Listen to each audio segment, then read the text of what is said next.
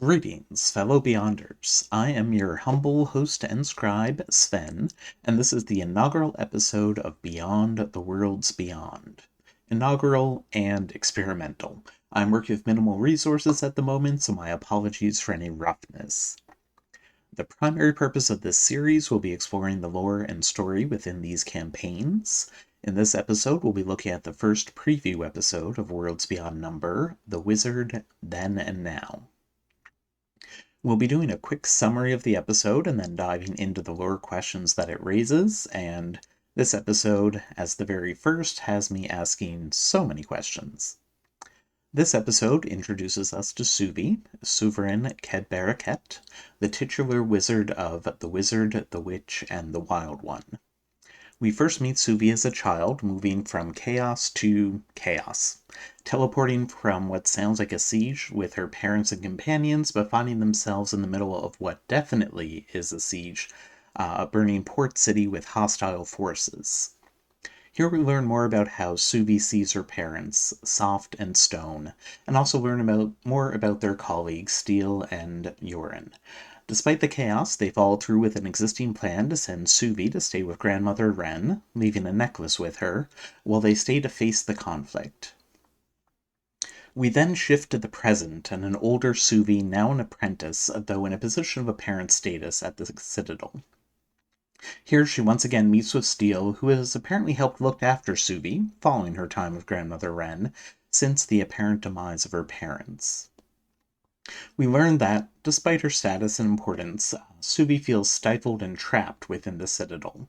The good news is that Steel has come to grant her leave. The bad is that this leave is due to Grandmother Wren having fallen ill. With a new staff signifying her position with the Citadel, Suvi departs to a town near to Grandmother Wren's cottage via a magical travel door in the hopes that she can make it in time. So, yeah, I absolutely adored this story, but let's face it, I'm sure I'll love all of them. Not only do we have an utterly amazing character work by Brienne Brennan, but in only an hour and 5 minutes, we received so much world building and lore, most of it just subtly thrown in. So let's dive on in and start asking the questions that hopefully we'll get answers to someday. First, and most obvious, is what is the conflict that is unfolding while Suvi was a child? Was this a struggle within the Citadel itself, or was this a greater conflict, perhaps between the Empire and the Dominion and or the Protectorate? When we encountered the Citadel with Suvi as an adult, there doesn't appear to be the scars and stresses of internal conflict, so I lean towards it being the latter. The mention of returning heroes and the warning Steel gives Suvi regarding the danger of agents of the Dominion and the Protectorate suggests that whatever this conflict is, it may still be ongoing, or at least the repercussions of it continue. Then there's the Citadel itself. We learn that it sits in a desert of its own creation, and that a portion of its ecosystem is illusory. The description of the tower among endless white sand already existed when Suvi was a child, so it seems to predate the conflict, but still remains to ask why and how did they create this desert? Was it a result of experimentation gone awry, or was it a magical attack of some sort? If so, especially the latter, why did they choose it as a home to the structure of the Citadel? Is it a memorial to hubris, or is it a flex on the wider world? We also have to wonder the Citadel's relationship with the Empire. It is clear that the two are affiliated and that the Citadel appears to be within the Empire and with some loyalty to it, the fraternizing of patriotic students. But is this a case of it being subordinate to the systems of the Empire or more of an alliance between them? Also, what are the naming conventions in play with the Citadel? Every Citadel member we have met has had a name beginning with S, and other than Subi, these appear to be descriptive. There's also the issue that her parents' names come from her remembered descriptions of them. Were Soft and Stone their names within the Citadel, or simply their names within Subi's mind? If the former, were they always their given names, or do members of the Citadel change names at some point in their time there? Even if these are only their names in her memory, it still stands that Steel, Silver, and Silence suggest a naming pattern that exists outside of such considerations. Thus, we then have to ask about Suvi's name. Is her full name her Citadel name, which would not fit the pattern of descriptive names, or is it a childhood name and she's not yet been given a new name within the Citadel? Perhaps such names are given after one ends their apprenticeship.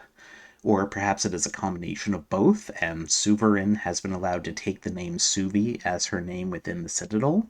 If the latter, do we then draw on the real world meaning of Suvi, which is summer or south within most Uralic language groups, as having descriptive value to the character? Or do I just really like overthinking things? Well, I definitely overthink things. Which also brings us to consider Yorin, whose name does not fit these naming conventions. He was only described as an associate of her father, and his transformation is not described in terms of spell casting. So maybe he is not affiliated with the Citadel itself, or if he is actually a wizard, then different departments or divisions may use different letters or naming conventions entirely, perhaps.